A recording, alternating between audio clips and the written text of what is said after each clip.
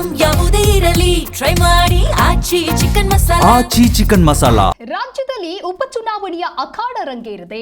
ಕಾಂಗ್ರೆಸ್ ಹಾಗೂ ಬಿಜೆಪಿ ಅಭ್ಯರ್ಥಿಗಳಿಂದ ಒಂದು ಕಡೆ ಭರ್ಜರಿಯಾಗಿ ಪ್ರಚಾರವೂ ಸಾಗ್ತಾ ಇದೆ.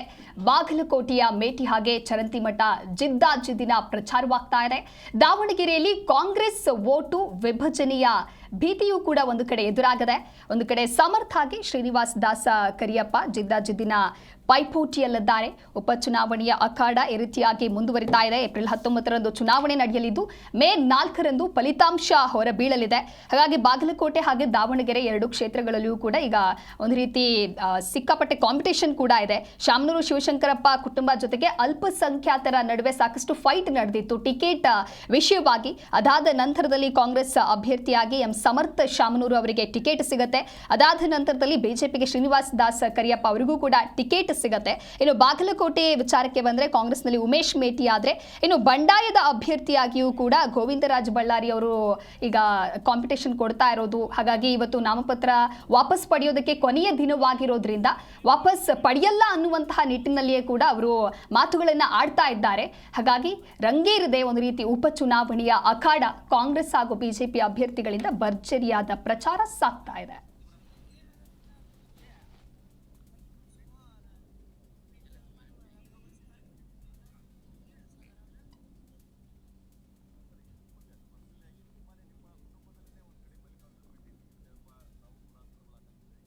ಇದಕ್ಕೆ ಸಂಬಂಧಪಟ್ಟಂತೆ ಮತ್ತಷ್ಟು ಮಾಹಿತಿಯನ್ನು ನೀಡ್ತಾರೆ ನಮ್ಮ ಜಿಲ್ಲೆಯ ಪ್ರತಿನಿಧಿಗಳು. ಕಲೇಶ್ ಹಾಗೆ ಸೋಮಶೇಖರ್ ಲೈವ್ ನಲ್ಲಿ ಜಾಯ್ನ್ ಆಗ್ತಾ ಇದ್ದಾರೆ. ಕಲೇಶ್, ಇನ್ನು ಉಪಚುನಾವಣೆಯ ಅಖಾಡ ರಂಗೇರ್ತಾ ಇದೆ. ಸದ್ಯ ಕಾಂಗ್ರೆಸ್ ಹಾಗೆ ಬಿಜೆಪಿ ಅಭ್ಯರ್ಥಿಗಳಿಂದ ಯಾವ ರೀತಿಯಾದಂತಹ ಪ್ರಚಾರಗಳು ಸಾಗ್ತಾ ಇದೆ?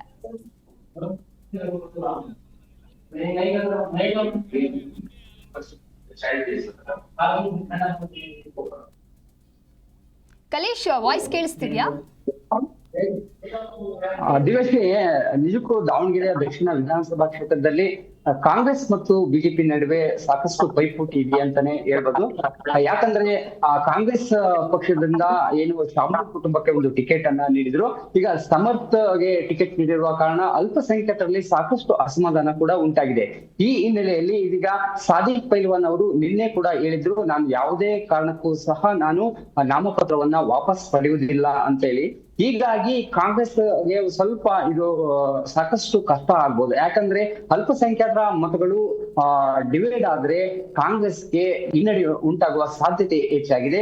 ಹೀಗಾಗಿ ಕಾಂಗ್ರೆಸ್ ನಲ್ಲಿ ಇನ್ನೂ ಸಹ ಭಿನ್ನಮತ ಶಮನ ಮಾಡುವಂತಹ ಕೆಲಸವನ್ನ ನಾಯಕರು ಮಾಡ್ತಿದ್ದಾರೆ. 45 ನಾಮಪತ್ರ ಸಲ್ಲಿಕೆ ಆಗಿದ್ದು ಇದರಲ್ಲಿ 21 ಅಭ್ಯರ್ಥಿಗಳು ಅಲ್ಪಸಂಖ್ಯಾತರ ಅಭ್ಯರ್ಥಿಗಳೇ ಇದ್ದಾರೆ. ಹೀಗಾಗಿ ಅಲ್ಪಸಂಖ್ಯಾತರು ಸುಮಾರು 85,000 ಮತಗಳಿದ್ದು ಇಲ್ಲಿ ವೋಟ್ಗಳು ಡಿವೈಡ್ ಆದ್ರೆ ಕಾಂಗ್ರೆಸ್ಗೆ ನಿಜಕ್ಕೂ ಸಹ ಹಿನ್ನಡೆಯಾಗುವ ಸಾಧ್ಯತೆ ಇದೆ. ಈ ನಡುವೆ ಬಿಜೆಪಿ ಅಭ್ಯರ್ಥಿ ಶ್ರೀನಿವಾಸ್ ದಾಸ್ ಕರಿಯಪ್ಪ ಅವರು ಈ ಬಾರಿ ದಕ್ಷಿಣ ಕ್ಷೇತ್ರದಲ್ಲಿ ಗೆಲ್ಲಲೇಬೇಕಂತ ಹೇಳಿ ಸಾಕಷ್ಟು ಶ್ರಮವನ್ನ ವಹಿಸುತ್ತಿದ್ದಾರೆ. ಮತ್ತು ಅಲ್ಲಿ ಎಸ್ಟಿ ಸಮುದಾಯಕ್ಕೆ ಒಂದು ಬಿಜೆಪಿ ಟಿಕೆಟ್ ಕೊಟ್ಟಿರುವ ಹಿನ್ನೆಲೆಯಲ್ಲಿ ಅವರು ಸಹ ಈ ಬಾರಿ ಒಂದು ಬದಲಾವಣೆ ಬರಲಿ, ಕಾಂಗ್ರೆಸ್ಗೆ ನಿರಂತರವಾಗಿ ಮತವನ್ನು ಕೊಟ್ಟರು ಸಹ ಯಾವುದೇ ಅಭಿವೃದ್ಧಿ ದಕ್ಷಿಣ ಕ್ಷೇತ್ರದಲ್ಲಿ ಆಗಿಲ್ಲ. ಈ ಬಾರಿ ನೀವು ಜಾತಿ ಮತ ಧರ್ಮ ನೋಡದೆ ಒಬ್ಬ ಒಳ್ಳೆಯ ಅಭಿವೃದ್ಧಿಗೆ ಒಂದು ಮತವನ್ನು ಹಾಕ್ಬೇಕಂತ ಹೇಳಿ ಸಾಕಷ್ಟು ಅವರು ಮತಯಾಚನೆಯನ್ನ ಮಾಡ್ತಿದ್ದಾರೆ. ಹೀಗಾಗಿ ಕಾಂಗ್ರೆಸ್ ಮತ್ತು ಬಿಜೆಪಿ ನಡುವೆ ಒಂದು ಸಾಕಷ್ಟು ಪೈಪೋಟಿ ಇದೆ ಅಂತಾನೆ ಹೇಳ್ಬೋದು. ಮತ್ತು ಶಾಮನೂರ್ ಕುಟುಂಬಕ್ಕೆ ಈ ಏನು ಅಸಮಾಧಾನ ಮತ್ತು ನಾಮಪತ್ರ ಹಿಂಪಡೆದೇ ಇರ್ತಕ್ಕಂತ ಕೆಲವರು ಸಾದಿಕ್ ಪೈಲ್ವಾನ್ ಆಗ್ಬೋದು ಮತ್ತು ಕೆಲವು ಇನ್ನೂ ಅಲ್ಪಸಂಖ್ಯಾತ ಮುಖಂಡರು ನಾಮಪತ್ರ ಸಲ್ಲಿಸಿರುವುದು ಅವರಿಗೆ ಒಂದು ನುಂಗಲಾರದ ತುತ್ತಾಗಿದೆ. ಮತ್ತು ಯಾವುದೇ ಒಂದು ಭಿನ್ನಮತ ಮತ್ತು ಅಸಮಾಧಾನವನ್ನ ಶಮನಗೊಳಿಸಲು ಸಹ ಯಾವ ನಾಯಕರ ಮಾತನ್ನು ಸಹ ಅವರು ಕೇಳ್ತಾ ಇಲ್ಲ. ಇವತ್ತು ಕೊನೆಯ ದಿನ ಆಗಿರುವ ಕಾರಣ ಯಾರ್ಯಾರು ನಾಮಪತ್ರವನ್ನ ವಾಪಸ್ ಪಡೀತಾರೆ ಮತ್ತು ಕಾಂಗ್ರೆಸ್ ನಾಯಕರು ಮತ್ತು ಹೈಕಮಾಂಡ್ ಯಾವ ರೀತಿ ಆ ಒಂದು ಸಾದಿಕ್ ನಂತರ್ನ ನಾಮಪತ್ರ ವಾಪಸ್ ಪಡೆಯಲು ಒಂದು ಯಾವ ರೀತಿ ಒಂದು ತಂತ್ರವನ್ನ ರೂಪಿಸುತ್ತೆ ಅಂತ ಹೇಳಿ ಇವತ್ತು ಕಾದು ನೋಡ್ಬೇಕಾಗಿದೆ. ಯಾವುದೇ ಕಾರಣಕ್ಕೂ ಅವರು ಸಾದಿಕ್ ಪೈಲ್ವಾನ್ ಆಗ್ಲಿ ಮತ್ತು ಇತರರು ನಾಮಪತ್ರವನ್ನ ವಾಪಸ್ ಪಡೆದೇ ಇದ್ರೆ ನಿಜಕ್ಕೂ ಸಹ ಕಾಂಗ್ರೆಸ್ ಪಕ್ಷಕ್ಕೆ ಇಲ್ಲಿ ಸಾಕಷ್ಟು ಹೊಡೆತ ಆಗುತ್ತೆ ಅಂತಾನೆ ಹೇಳ್ಬಹುದು. ಯಾಕಂದ್ರೆ ಮತಗಳು ವಿಭಜನೆ ಆದರೆ ಕಾಂಗ್ರೆಸ್ ಪಕ್ಷ ಪಕ್ಷಕ್ಕೆ ಸಾಕಷ್ಟು ಹಿನ್ನಡೆಯಾಗುತ್ತದೆ. ಪ್ರತಿ ಚುನಾವಣೆಯಲ್ಲೂ 25,000 27,000 ಈ ರೀತಿಯಾಗಿ ಒಂದು ಮತಗಳ ಅಂತರದಿಂದ ಜಯವನ್ನ ಸಾಧಿಸ್ತಾ ಇತ್ತು. ಈಗ ಅತಿ ಹೆಚ್ಚು ಮುಸ್ಲಿಮರೇ ಅಲ್ಲಿ ಒಂದು ನಾಮಪತ್ರ ಸಲ್ಲಿಸಿರುವ ಕಾರಣ ನಿಜಕ್ಕೂ ಕಾಂಗ್ರೆಸ್ಗೆ ಇದೊಂದು ಹೊರತ ಅಂತಾನೆ ಹೇಳ್ಬೋದು. ಇನ್ನು ಬಿಜೆಪಿ ಈ ಒಂದು ಕ್ಷೇತ್ರದಲ್ಲಿ ಗೆಲ್ಲಲೇಬೇಕಂತ ಹೇಳಿ ಜಿಲ್ಲಾ ಮಟ್ಟದ ನಾಯಕರು ಸಹ ಒಂದು ಶ್ರೀನಿವಾಸ್ ದಾಸ್ ಕರಿಯಪ್ಪ ಅವರ ಪರವಾಗಿ ನಿಂತಿದ್ದು, ಏನು ಅವರಲ್ಲಿ ಈ ಹಿಂದೆ ಇದ್ದಂತ ಭಿನ್ನಮತವನ್ನ ಮರೆತು ಎಲ್ಲಾ ನಾಯಕರು ಒಟ್ಟಾಗಿ ಕೆಲಸ ಮಾಡ್ತಿದ್ದಾರೆ. ಒಟ್ಟಾರೆಯಾಗಿ ದಾವಣಗೆರೆ ದಕ್ಷಿಣ ವಿಧಾನಸಭಾ ಕ್ಷೇತ್ರದಲ್ಲಿ ಪ್ರತಿ ಬಾರಿ ಕಾಂಗ್ರೆಸ್ ಭದ್ರಕೋಟೆ, ಕಾಂಗ್ರೆಸ್ ಗೆಲ್ಲುತ್ತದೆ ಎಂಬ ಒಂದು ಭರವಸೆ ಇತ್ತು. ಆದ್ರೆ ಈ ಬಾರಿಯ ಉಪಚುನಾವಣೆಯಲ್ಲಿ ನಿಜಕ್ಕೂ ಅದು ಒಂದು ಸಾಕಷ್ಟು ಡಿಫಿಕಲ್ಟ್ ಆಗಿದೆ ಅಂತಾನೆ ಹೇಳ್ಬೋದು. Divya, okay, thank you Kalesh ನಿಮ್ಮೆಲ್ಲ ಮಾಹಿತಿಗಾಗಿ. ಮತ್ತಷ್ಟು ಮಾಹಿತಿಯನ್ನು ನೀಡ್ತಾರೆ ಸೋಮಶೇಖರ್. ಇನ್ನೊಂದು ಕಡೆ ಬಾಗಲಕೋಟೆಯಲ್ಲಿ ಕೂಡ ಚುನಾವಣಾ ಅಖಾಡ ರಂಗೇರ್ತಾ ಇದೆ. ಒಂದು ಕಡೆ ಉಮೇಶ್ ಮೇಟಿ ಆದ್ರೆ ಇನ್ನೊಂದು ಕಡೆ ವೀರಣ್ಣ ಚರಂತಿಮಠ ಇವರ ನಡುವೆ ಜಿದ್ದಾಜಿದ್ದಿನ ಪೈಪೋಟಿ ಇದೆ. ಸೊ ಪ್ರಚಾರಗಳು ಹೇಗೆ ಸಾಗ್ತಾ ಇದೆ, ಇದರ ನಡುವೆ ಬಂಡಾಯದ ಅಭ್ಯರ್ಥಿಯ ಟೆನ್ಷನ್ ಕೂಡ ಒಂದು ಕಡೆ ಉಮೇಶ್ ಮೇಟಿ ಅವರಿಗಿದೆ. ಸದ್ಯದ ಬೆಳವಣಿಗೆ ಏನು?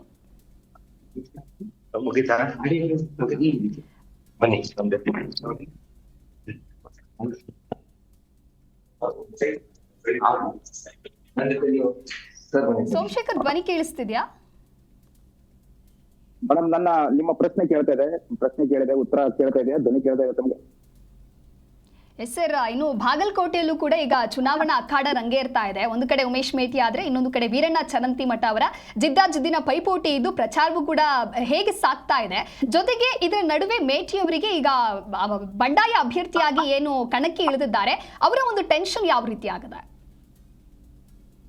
ಸದ್ಯಕ್ಕೆ ಬಾಗಲಕೋಟೆಗೆ ವಿಧಾನಸಭಾ ಕ್ಷೇತ್ರದ ಉಪಚುನಾವಣೆಯ ಕದನ ದಿನದಿಂದ ದಿನಕ್ಕೆ ರಂಗೇರ್ತಾ ಇದೆ. ಯಾಕಂದ್ರೆ ಬಿಜೆಪಿ ಮತ್ತು ಕಾಂಗ್ರೆಸ್ ಪಕ್ಷಗಳ ನಡುವೆ ನೇರ ಹಣಾಹಣಿ ಇರುವುದರಿಂದ ಶತಾಯ ಗತಾಯ ಈ ವಿಧಾನಸಭಾ ಕ್ಷೇತ್ರವನ್ನ ಗೆಲ್ಲಲೇಬೇಕೆಂದು ಎರಡು ಪಕ್ಷಗಳು ಪಣತೊಟ್ಟಿರುವಂತದ್ದು. ಅದರಲ್ಲೂ ಕೂಡ ರಾಜ್ಯದಲ್ಲಿ ಈ ಹಿಂದೆ ನಡೆದಿರುವಂತಹ ಕಳೆದ 4 ಉಪಚುನಾವಣೆಯಲ್ಲಿ ಕೂಡ ಬಿಜೆಪಿ ಹೀನಾಯವಾಗಿ ಸೋತಿರುವುದರಿಂದ ಈಗ ಈ ಉಪಚುನಾವಣೆಗಳಲ್ಲಿ ಗೆಲ್ಲುವುದರ ಮೂಲಕ ತನ್ನ ಪ್ರತಿಷ್ಠೆಯನ್ನ ಮುಂದುವರಿಸಬೇಕು ಮತ್ತು ಸರ್ಕಾರದ ವಿರುದ್ಧ ಜನರ ಅಲೆ ಇದೆ ಅನ್ನೋದನ್ನ ಸಾಬೀತುಪಡಿಸುವುದಕ್ಕೆ ಈ ಉಪಚುನಾವಣೆಯನ್ನ ಈಗ ಸದ್ಯಕ್ಕೆ ಮೆಟ್ಟಿಲುಗನ್ನಾಗಿಸಿ ಮಾಡಿಕೊಂಡಿರುವಂತಹದ್ದು ಬಿಜೆಪಿ. ಆದ್ರೆ ಕಾಂಗ್ರೆಸ್ ಪಾಳೆಯದಲ್ಲಿ ಸರ್ಕಾರದ ಗ್ಯಾರಂಟಿ ಯೋಜನೆಗಳು ಸೇರಿದಂತೆ ಸರ್ಕಾರದ ಅಭಿವೃದ್ಧಿ ಕಾರ್ಯಗಳನ್ನ ಮುಂದಿಟ್ಕೊಂಡು ಬಾಗಲಕೋಟೆ ವಿಧಾನಸಭಾ ಕ್ಷೇತ್ರದಲ್ಲಿ ದಿವಂಗತ ಶಾಸಕ HY ಮೇಟಿ ಅವರ ಅಕಾಲಿಕ ನಿಧನದಿಂದ ಬಾಗಲಕೋಟೆಯಲ್ಲಿ ಉಂಟಾಗಿರುವಂತಹ ಈ ಉಪಚುನಾವಣೆಯ ಹಿನ್ನೆಲೆಯಲ್ಲಿ ಅನುಕಂಪವನ್ನು ಕೂಡ ಗಿಟ್ಟಿಸುವುದಕ್ಕೆ ಮೇಟಿ ಕುಟುಂಬಸ್ಥರು ಮುಂದಾಗಿರುವಂತದ್ದು.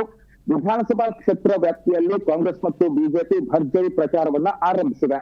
ಆದ್ರೆ ಇನ್ನು ಕಾಂಗ್ರೆಸ್ಗೆ ಸದ್ಯಕ್ಕೆ ಈಗ ಬಂಡಾಯದ ಭೀತಿ ಎದುರಾಗಿದ್ರು ಕೂಡ ಕಾಂಗ್ರೆಸ್ನ ಹಿರಿಯ ಮುಖಂಡ ಗೋವಿಂದ ಬಳ್ಳಾರಿ ಅವರ ಮನವನ್ನ ಒಲಿಸುವುದಕ್ಕೆ ಯಾವುದೇ ಕಾಂಗ್ರೆಸ್ ಪಕ್ಷದ ಹಿರಿಯ ಮುಖಂಡರು ಮುಂದಾಗಿಲ್ಲ. ಅವರನ್ನ ಅಷ್ಟು ಸೀರಿಯಸ್ ಆಗಿ ತೆಗೆದುಕೊಂಡಿಲ್ಲ ಅಂತ ಹೇಳಲಾಗ್ತಾ ಇದೆ. ಸ್ವತಃ ಈ ಮಾತನ್ನ ಪಕ್ಷೇತರ ಅಭ್ಯರ್ಥಿಯಾಗಿ ಕಣಕ್ಕಿಳಿತೇನೆ ಅಂತ ಹೇಳಿರುವಂತಹ ಗೋವಿಂದರಾಜ್ ಬಳ್ಳಾರಿ ಅವರು ಹೇಳ್ಕೊಂಡಿರುವಂತದ್ದು. ಇವತ್ತು ನಾಮಪತ್ರವನ್ನ ಹಿಂಪಡೆಯುವುದಕ್ಕೆ ಕೊನೆಯ ದಿನವಾಗಿರುವುದರಿಂದ ಮಧ್ಯಾಹ್ನ 3 ಗಂಟೆವರೆಗೂ ಅವಕಾಶ ಇರುತ್ತೆ.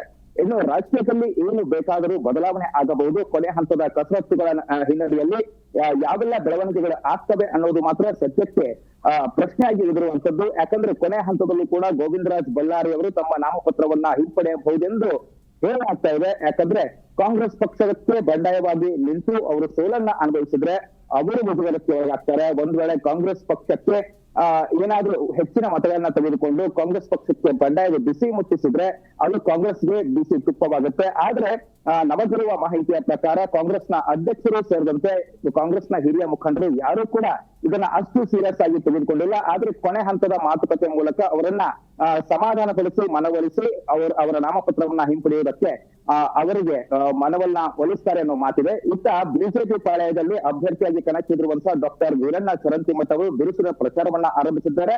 ಬೆಳಗ್ಗೆ 7 ಗಂಟೆಯಿಂದಲೇ ಬಾಗಲಕೋಟೆ ನಗರ ಪ್ರದೇಶ ಮತ್ತು ಸಂಜೆ 4 ಗಂಟೆ ಬಳಿಕ ಗ್ರಾಮೀಣ ಪ್ರದೇಶಗಳಲ್ಲಿ ಅವರು ಮತದಾರರನ್ನ ಭೇಟಿಯಾಗಿ ಮನೆಗಳಿಗೆ ತೆರಳಿ ಮತಯಾಚನೆ ಮಾಡ್ತಾ ಇದ್ದಾರೆ. ಜೊತೆಗೆ ಅವರ ಧರ್ಮಪತ್ನಿ ರಾಜೇಶ್ವರಿಯರು ಕೂಡ ಅವರಿಗೆ ಸಾಥ್ ನೀಡಿದ್ದು ಮಹಿಳಾ ಮೋರ್ಚಾದ ಕಾರ್ಯಕರ್ತರು ಕೂಡ ಬಾಗಲಕೋಟೆ ವಿಧಾನಸಭಾ ಕ್ಷೇತ್ರದ ವಿವಿಧ ಪ್ರದೇಶಗಳಲ್ಲಿ ಮತಯಾಚನೆ ಮಾಡ್ತಾ ಇದ್ದಾರೆ. ಇನ್ನು ದಾವಣಗೆರೆ ವಿಧಾನಸಭಾ ಕ್ಷೇತ್ರದಲ್ಲಿ ನಡೆಯುವಂತಹ ಬೆಳವಣಿಗೆ ಬಾಗಲಕೋಟೆ ಮೇಲೆ ಕೂಡ ಪ್ರಭಾವ ಬೀರುತ್ತೆ ಅಂತ ಹೇಳಲಾಗ್ತಾ ಇದೆ.